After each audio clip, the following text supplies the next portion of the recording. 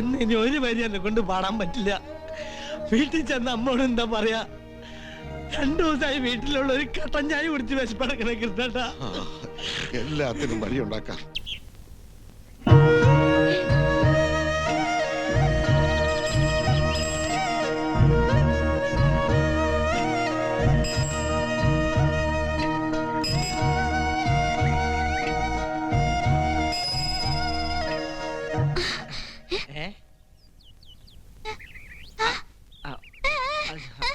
അത് ബസ്സിന്ന് ഇറങ്ങുമ്പോ ഒന്ന് വീണതാ.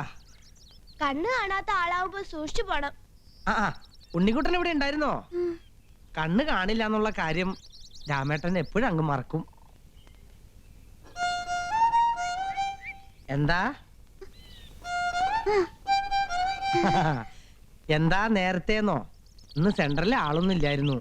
മാത്രല്ല ഇന്ന് മുടിയാട്ടല്ലേ, അതുകൊണ്ട് പാട്ട് നേരത്തെ അങ്ങ് നിർത്തി. എന്താ രാമുവേട്ടൻ മുടിയാട്ടത്തിന് വരണുണ്ടോന്ന്? എന്റെ കാവിലമ്മേ, ഈ വീണ വർത്താനം പറഞ്ഞില്ലെങ്കിൽ ഞാൻ ചുറ്റിപ്പോയേനെ.